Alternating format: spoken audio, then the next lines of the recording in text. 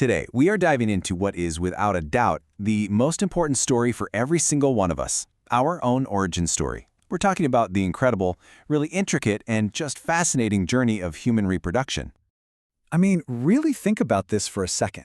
How does one single microscopic cell transform into a complex, thinking, feeling human being? That's the wild journey we're going to unpack right now. So here's how we're going to break it all down.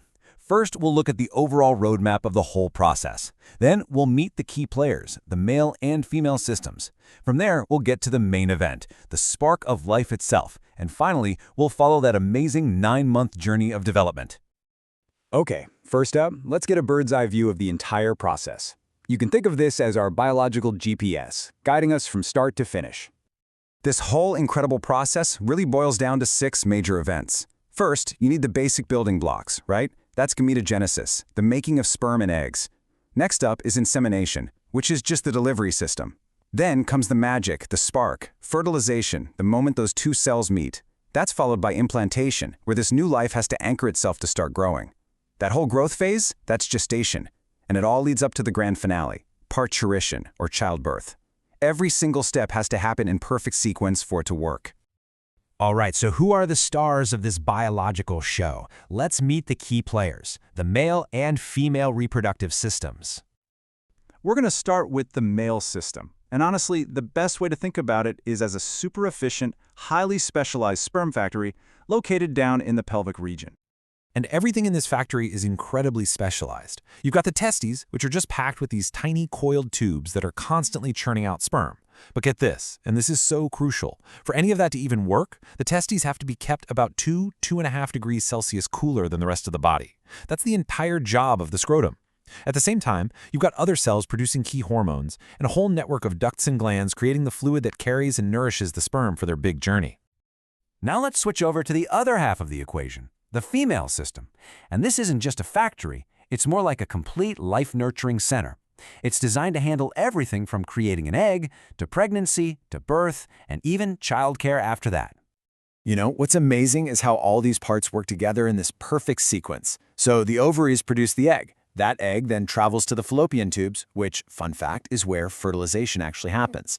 If it's fertilized, it moves down to the uterus to grow, supported by this special lining called the endometrium that gets ready for it every single month. And the system's job isn't even done at birth. Then the mammary glands kick in to provide nourishment. It's an all-in-one system. And this is where things get really different.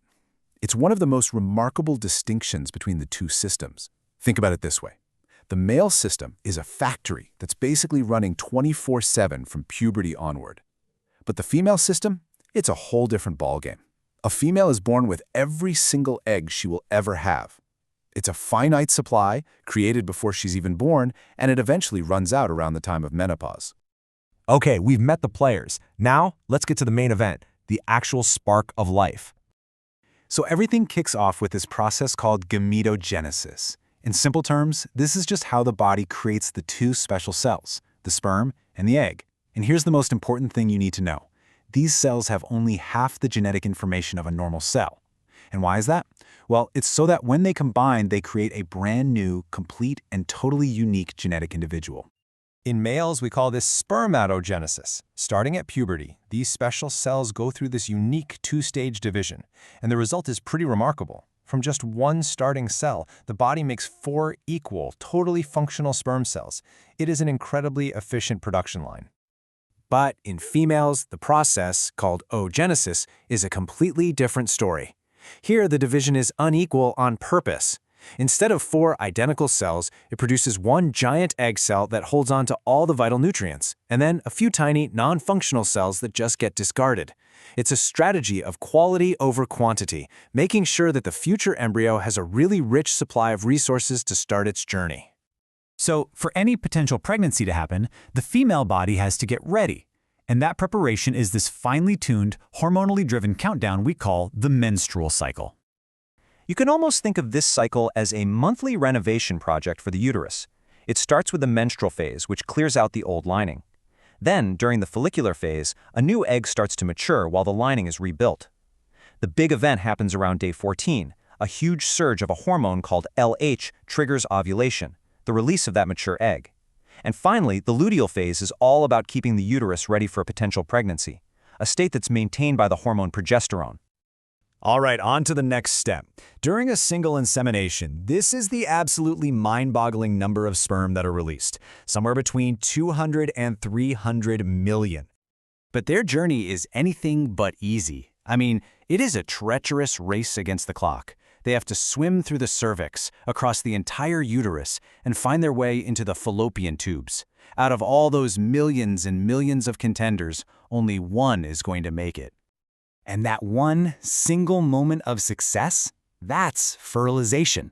It's the fusion. It's the sperm and egg coming together to create one new cell with a complete genetic blueprint. And this is also the exact moment the baby's biological sex is determined. See, the egg always has an X chromosome. It's the sperm, which can carry either an X or a Y, that's the deciding factor. So, after fertilization, that new cell, the zygote, starts dividing and dividing, forming this little ball of cells called a blastocyst. This tiny structure then travels down to the uterus and embeds itself into that carefully prepared lining. This moment is called implantation, and it marks the official start of a pregnancy. And that brings us to the final chapter of our story, the incredible 9-month journey of growth and development that happens inside the womb. The pace of development in here is just breathtaking. I mean, think about these milestones. After only 1 month, the embryo's heart has already formed and is beating. Just a month later, by the end of month 2, you can see tiny limbs and fingers and toes. By the end of the first trimester, just 12 weeks in, most of the major organ systems are already there. A couple months later, around the 5th month, the first movements can be felt, and by the end of 9 months, a fully developed fetus is ready for the outside world.